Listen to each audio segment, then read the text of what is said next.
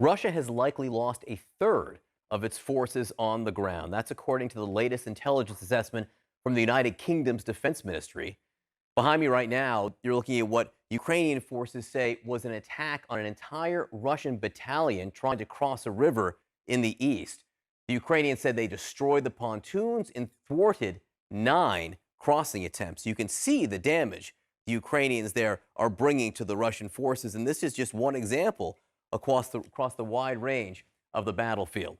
Joining me now to talk about this is Steve Hall, CNN intelligence analyst and former national security analyst, former CIA chief of Russia operations. Steve, great to see you here.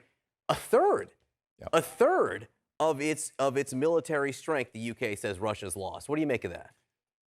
To put it in the most simple terms, it continues to go very poorly for Russia in Ukraine, and especially along these areas that they really hope to be able to control. Now, we've already seen, you recall the previous chapter, where the Russians, at first said, we're going to take it all, and we're going to end up in Kiev and other places in the West. They've clearly abandoned that. They decided to refocus on the East and on the Southeast, and now it's going badly for them as well. As a matter of fact, the Russians are now saying, well, it might not be both Luhansk and Donetsk that we can take. It might just be part of that Donbas region. So it keeps getting dialed back further and further. It really is interesting. When the Russians lost here, they lost here, they lost here. And now in Kharkiv, they've been pushed back substantially. And we have this new video I can show you right here in the big wall here of Ukrainian forces.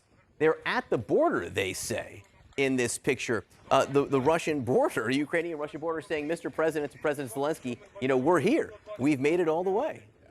I mean, videos like this just show you the height of morale and the professionalism that we're seeing in the Ukrainian side, which the reporting that we're now getting also indicates that that's not happening on the Russian side. You're not seeing this sort of celebratory type of thing where they're maintaining their borders. So this is a big deal because the will to fight is so important. And as young Russian men get conscripted in more and more, you're going to have, I think, less of a morale or more of a morale issue for the Russians, much less so for the Ukrainians. Some of these pictures will make it one way or another inside Russia. I want to talk about what's happening with NATO because both Finland and Sweden right now, Finland right here, Sweden right here, have taken more of the official steps to join NATO. And this is something that Russia says it's very concerned about. Basically, their deputy foreign minister says, don't expect us to take this lying down. You spent so many years, working in, around, covering Russia for the CIA. How big of it is it a deal? How big of a deal is it with Finland joining NATO? This is a huge deal, Jack. I mean, you can see the border here. I mean, it's an over 800-mile border with Russia.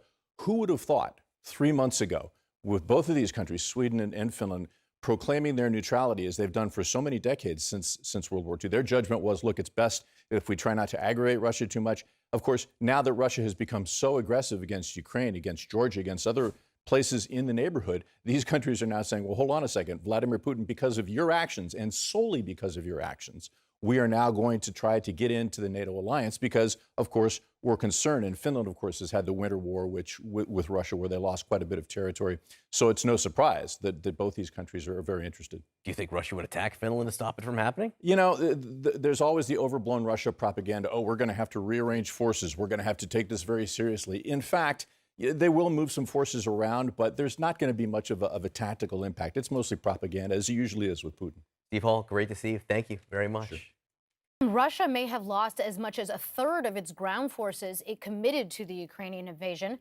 CNN's Claire Sebastian joins us live from London on this part of the story. Claire, what else have we learned from this British Defense Intelligence assessment?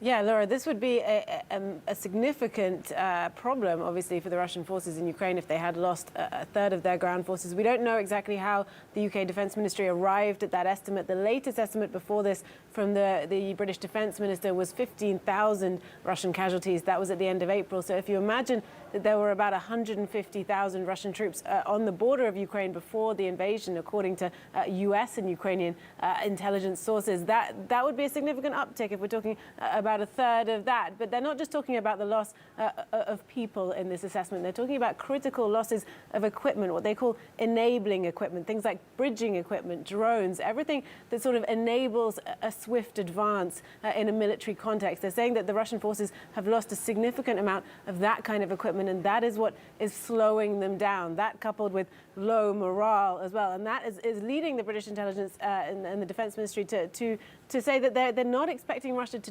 dramatically accelerate their advance over the next 30 days. So clearly a difficult situation as they try to focus on the Donbas, and the Ukrainian resistance really steps up.